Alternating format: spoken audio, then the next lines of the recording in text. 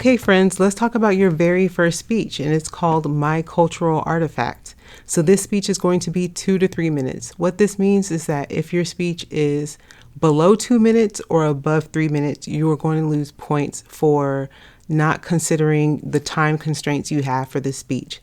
This speech is worth 50 points, and that's 5% of your overall grade. So the outline is due September 12th. 2024. So I know on the syllabus and our initial attention was for the outline to be due on September 8th, but because of all the hiccups from last week and I'm catching up to things and I'm still having students trying to deal with their enrollment in class, we're just going to add some time so that you guys have time to do it right. Maybe spend this weekend doing your rehearsals, spend this week finishing your research and thinking about what you want to do, and then you will upload it by September 12th and you will post your peer feedback by the 15th. So we'll do it that way. So let me review what this speech entails and what you ought to be doing this week. So when we talk about a cultural artifact, culture can be defined as an avowed identity involving values, beliefs, behaviors, and attitudes one shares with a group of people. So your culture is more than your ethnicity or race or religion. I don't want to see a bunch of national flags or, national dishes, especially if you are half Jamaican and it means a lot to you, sure, by all means, you can use the Jamaican flag. But if it's just the fact that you're half Jamaican, you can pick something else. Pick something that really represents you as a person, not necessarily your ethnicity or race or religion. But if your religion is important to you, your ethnicity is important to you, by all means, you can use, I don't know, if you want to bring in the flag of Belarus, go ahead and do that. But I don't want to see a bunch of Belarusian flags. All right, so for this assignment, students will bring a cultural artifact that accurately represents one of their cultural identities in some way. Through this activity, you will learn about your classmates and increase your understanding of public speaking. So a visual aid is required. The visual aid is going to be the cultural artifact. So let me give you some examples. I've had people show me a bus pass from LA or a Metro card from New York. I've had people bring in aprons, ballet shoes, basketballs, softballs, volleyballs, stamp collections, all kinds of things that they say really symbolizes or represents who they are.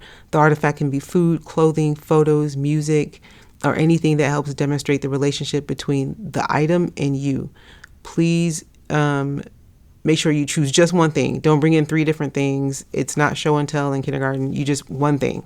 Just one thing. There are several ways to approach this assignment. So you can do it because the item represents you. So for instance, I've had students that choose an apple. They're health conscious. They want to go to medical school, so they want to heal other people, and the apple because they're sweet or something like that. You can choose something because of its significance. So I've had students bring jewelry that they inherited or items that they inherited from someone really important to them. One girl had like a whole little, like a cutlery collection of like forks and spoons and things that were like real silver, and that was from her grandmother, and it really kind of represents her love of luxury and her relationship with her grandmother and her desire to kind of travel and see things from England that represents her family's heritage and just her affinity for kind of like Victorian era English stuff. So that was something that she really liked. So you can use it as a simile, like I have an apple and I'm sweet like an apple. I have an apple where, I have all these layers or whatever. So think about how you want to talk about yourself in relation to the item. I don't want a 3-minute speech about the item. I want a 3-minute speech about you using the item to talk about yourself. All right. So the body of speech must relay 3 points. And I'm going to show you an example of the outline so you see how easy this is.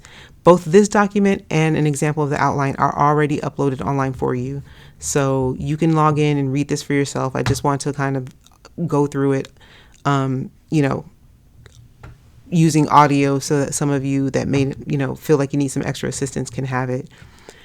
You must use complete sentences in your alphanumeric outline. I'm going to show you what I mean by alphanumeric. Your outline must be typed and must accompany your speech. Remember what I said? If you don't have the outline, there is no speech. If you do the speech with no outline, you will not get a grade. And this delivery style is extemporaneous. So that means you got to kind of know what you want to say. Don't memorize it, but you can have note cards and continue to look into the webcam, which is your audience, and talk to your audience in kind of a natural conversational way. All right, so those are the instructions. So let's go over an example of what the outline should look like. All right, so here is your outline that you would submit. I have it online. You can kind of use this as your template if you want, or you can use a different one. When we say an alphanumeric outline, you are creating an outline that has Roman numerals and letters that kind of show you and guide you the relationship between the ideas in your outline. So you notice the spacing, how you have the introduction. You're going to have all your main parts of your introduction under Roman numeral 1. You have a body. You're going to have all of your main points of the body under Roman numeral 2. So you'll have part A, part B, and part C. So I'm going to give you an example where we go over this, where I show you what I expect. All right. So the purpose of the speech, let's choose an item. The purpose of the speech is to introduce myself using a cultural artifact. I've chosen, I will put that I have chosen an apron as my cultural artifact. And that apron represents my love of family. Spelled family wrong. Love of family. You want to talk about my love of experimentation and diverse cultures. So these are things that I like. Okay. So this is a thesis that's going to kind of guide you, and you can reuse some of that here in the preview statement. So your introduction is the first part of your speech. All of your speeches have 3 main parts: introduction, body, and conclusion. All right. So with the introduction, you want to start your speech with an attention getter, and that's something to grab your audience's attention right from the very moment you begin to speak. So I'm going to use an attention getter. Like, you can use a short story. You can use an interesting fact or statistic. I'm going to just ask the audience a question. I'm going to ask the audience, what is your favorite dish for dinner? All right. So unfortunately, this is online, so you're not going to get the response, but you want to pause a minute and give the audience online a moment to think about it. You can respond by saying, mine is chicken pasta with pesto, which is an Italian dish.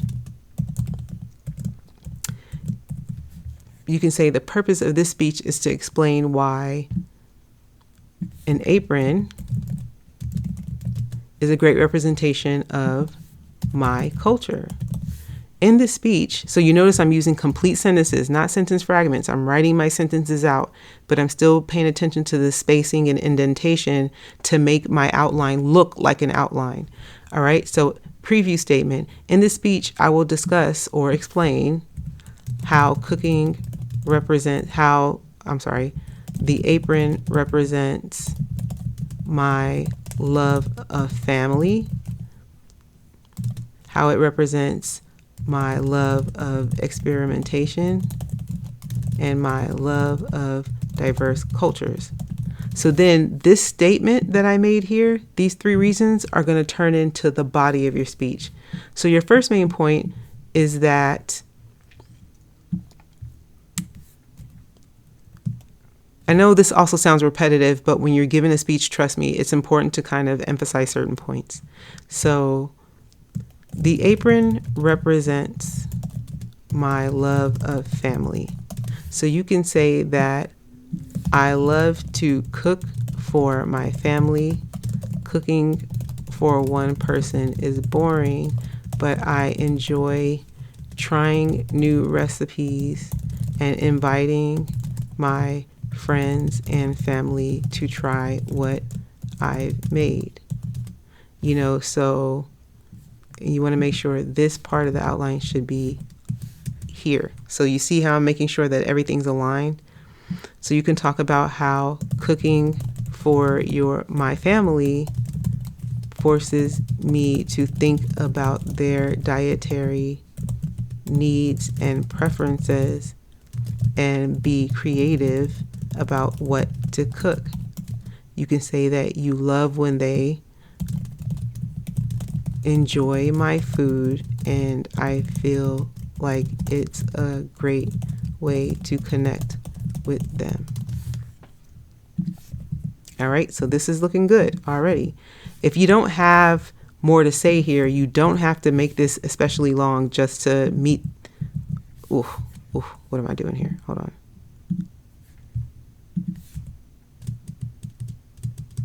You don't have to make this too long just to fill it out, all right? So one, we talked about how it represents using food for you to bring people together. Your second point is that the apron represents what?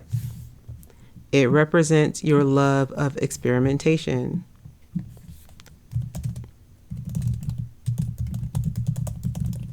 So here you can talk about how finding and you want to use trying new recipes.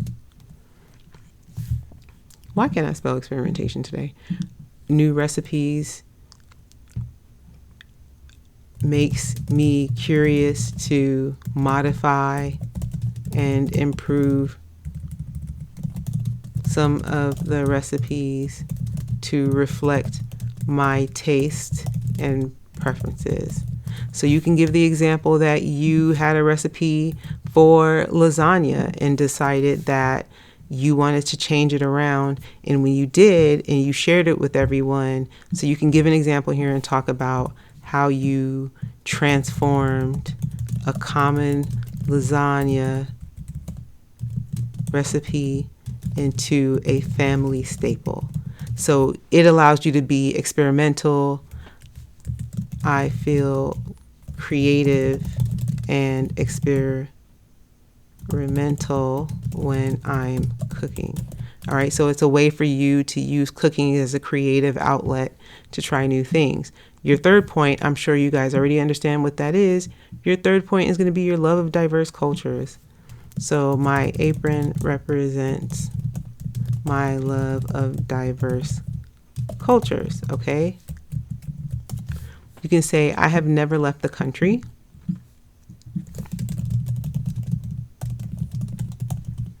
But learning about recipes like yakisoba, learning to make kimchi, and learning to make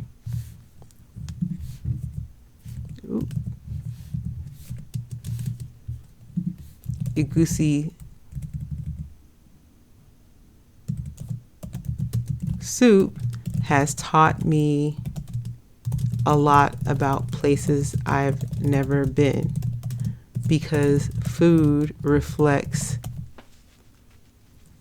the resources, cultural beliefs,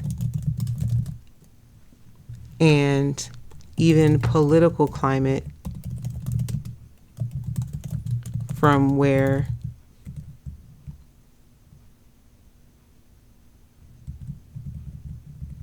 that the food hails from. So you see how this was kind of easy? I took something as simple as an apron and I told you a lot about myself, about things that matter to me using the apron. That's what you want to do. The conclusion is the easiest part. This speech is very short, so you don't have to do the transitions this time. We'll get into that later. The conclusion is very easy. It is, you just want to restate the point of this speech. Again, this is a short, repetitive speech. In conclusion, you want to start a conclusion by signaling that the speech is ending. So saying, in conclusion or in summary, I've chosen my apron as my cultural artifact. If it was a special apron, tell us that it was given to me by my grandma on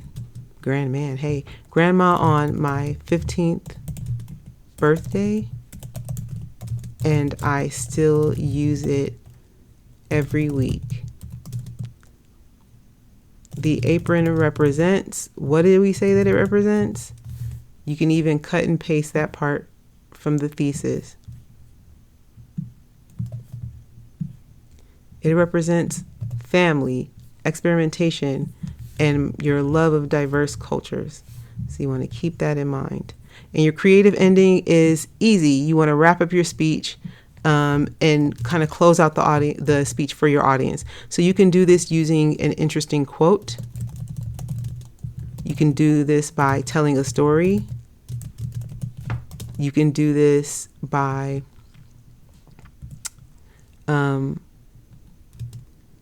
I don't know, saying something inspirational